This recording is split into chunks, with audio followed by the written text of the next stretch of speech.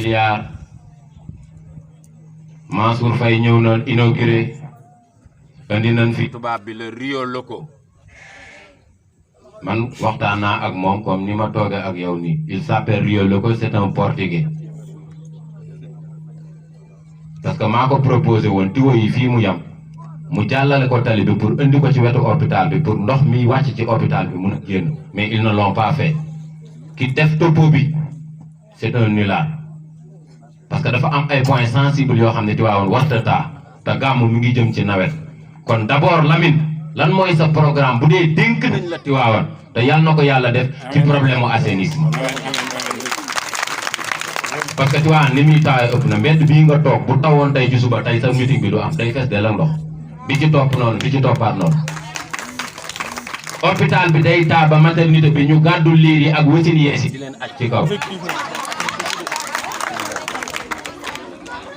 taatu jàkka ji day taa diggante jàkka ji ak la maison des hôtes jàkka ju toll na jàkkay Seydi Hadji Malick Sy day taa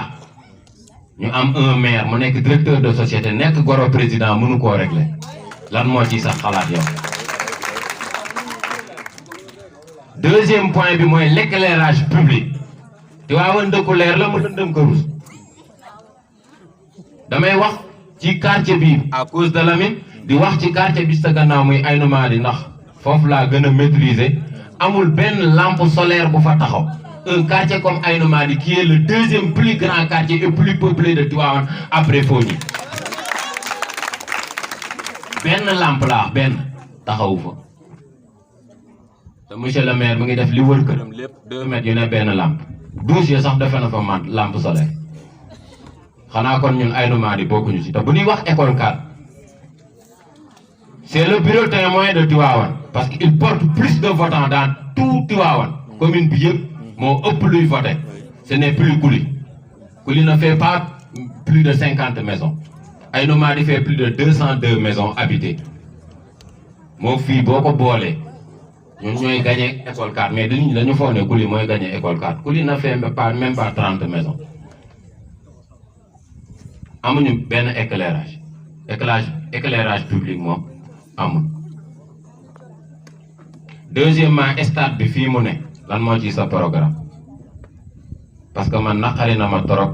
keroog ñu ngi denc kilifa Pa Sëñ Mbay ñëw ak kilifa yëpp ñu toog ci digg armeel yi mu ne na ñëpp egg suuf moom ci boppam moom kilifa gi mu njëkk a egg suuf ñuy def ñaan mu ne teelu leen ko bi stade dee tëgg da nga naan ci biir bàmmeel bi la sabar gi xew man de su nekkoon man la nu fel meeru Tivaouane li may njëkk a def mooy stade bi dinaa ko jële fii mu ne génne ko jëbi naqari nam boo nekkee ci armeel yi da nga naan stade lañ ne bu dara xewee di tëgg bu dee àjjuma xadaratul juma kenn du dégg ndax Baara Mbay loolu tam naqari na ma trop troisième point bi nag mooy sama point bu mujj